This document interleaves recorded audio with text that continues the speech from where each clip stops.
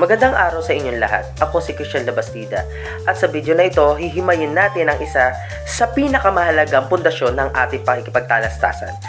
Ang iba't ibang uri ng teksto sa pagkakataong ito, tatalakayin natin ang 6 na pangunahing uri ng teksto.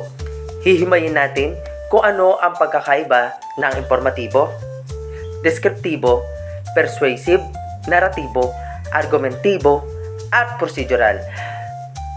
Sa pagtatapos ng video na ito, malalaman ninyo kung kailan at paano ginagamit ang bawat isa sa ating pang-araw-araw na buhay. Naitanong nyo na ba sa inyong sarili kung bakit magkakaiba ang paraan ng pagkakasulat ng isang balita sa dyaryo, ng isang kwentong binabasa natin sa libro o ng isang patalastas na nakikita natin sa telebisyon?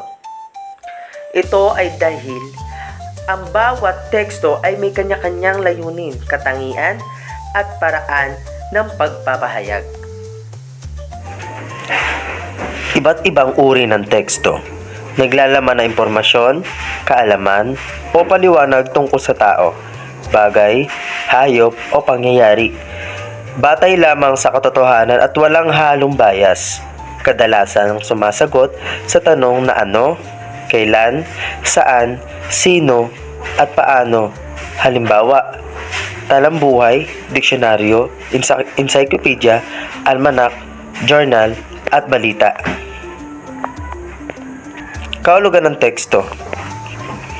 Ang teksto ay anumang bagay na maaaring basahin. Ito ay naglalaman ng mga mensaheng pangkalaman na binubuo gamit ang mga simbolo upang makapaghatid ng mensahe. Tekstong informatibo. Naglalaman ng impormasyon, kaalaman o paliwanag tungkol sa tao, bagay, hayop o pangyayari batay lamang sa katotohanan at walang halong bias.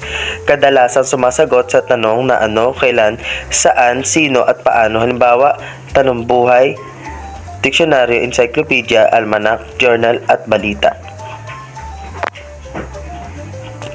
Tekstong deskriptibo. Makulay na paglalarawan. Layunin, maglarawan ng isang bagay, tao, lugar, karanasan, sitwasyon at iba pa. Layunin ng sining ng description na magpinta ng matingkad at detalyadong imahe na makapukaw sa isip at damdamin ng mga mambabasa. Katangian ng teksto deskriptibo. Ang tekstong deskriptibo ay may isang malinaw at pangunahing ekspresyon na nililikha sa mga mababasa. Ang tekstong deskriptibo ay maaaring maging objektibo o subjektibo. Objektibo, direktang pagpapakita ng katangiang makatotohanan at di mapasusubalian. Subjektibo, maaaring kapalooban ng matalinhagang paglalarawan at naglalaman ng personal na persepsyon o kung ano ang nararamdaman ng manunulat sa inilalarawan. Pangatlo, ang tekstong deskriptibo ay mahalagang maging espesipiko at maglaman ng konkretong detalye. Tekstong persuasive. Isang uri ng dispikisyon na pagsulat upang kumbinsihin ang mga mambabasa na sumang-ayon sa manunulat hinggil sa isang issue. Ang manunulat ay nagpapahayag ng impormasyon at katotohanan upang suporta ng isang opinyon. Gamit ang argumentibo estilo ng pagsulat, hindi dapat magpahayag ng personal at walang patayang opinyon ang manunulat sa dalawang panig argumento.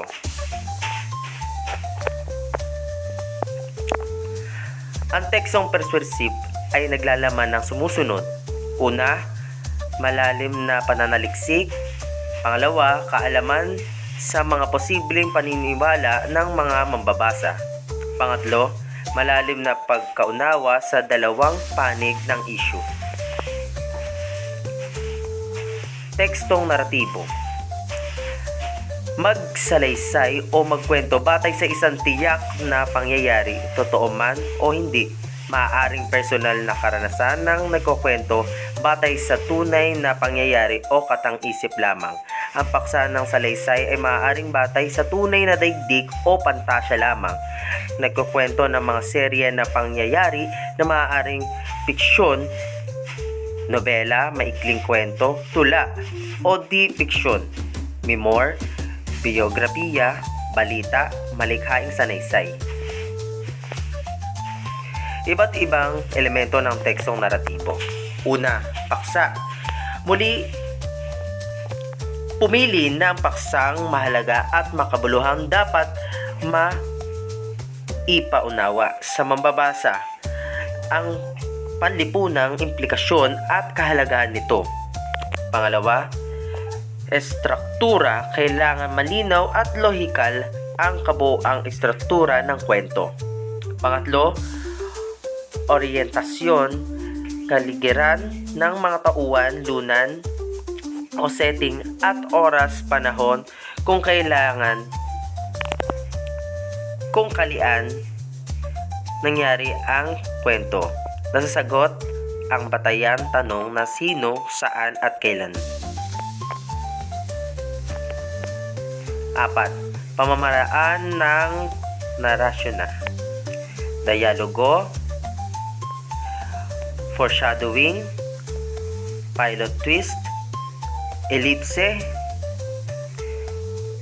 comic book death, reverse chronology, in media res, Deus ex machina, God from the machine. Panglima, komplikasyon o tunggalian, nagiging batayan ng paggalaw o pagbabago sa posisyon at deposisyon ng mga tauhan, nagtatakda na magiging resolusyon ng kwento. Resolusyon, kahantungan ng komplikasyon o tunggalian maaaring masaya o hindi batay sa pagiging kapalaran ng pangunahing tauhan. Tekstong argumentatibo, uri ng teksto na nangangailangan na ipagtanggol ng manunulat ang posisyon sa isang tiyak na paksa o usapin gamit ang mga ebidensya mula sa personal na karanasan, kaugnay ng mga literatura at pag-aaral, ebidensya, kasaysayan at resulta ng empirical na pananaliksik. Ang empirical na pananaliksik ay tinutukoy sa pangongolekta ng datos sa pamamagitan ng pakikipanayam, survey at eksperimentasyon. Mga elemento ng pangangatwiran. Posisyon, pahayag na inilalahad upang pagtalunan o pag-usapan bagay na pinagkakasunduan bago ilahad ang katwiran ng dalawang panig. Halimbawa, dapat ipasa ang divorce bill upang mabawasan ang karanasan laban sa kababaihan. Argumento, paglalatag ng mga dahilan at ebidensya upang maging makatwiran ng isang panig. Kinakailangan ng malalim na pananaliksik at talas ng pagsusuri upang makapagbigay ng mahusay na argumento. Tekstong procedural, uri ng paglalahad ng kadalasang nagbibigay ng impormasyon at instruksyon kung paano isasagawa ang isang tiyak na bagay, layunin makapagbigay ng sunod-sunod na direksyon at impormasyon sa mga tao. Mga nilalaman. 1. Layunin o target na output. Pangalawa, kagamitan. Pangatlo, metodo. 4. Ebalwasyon.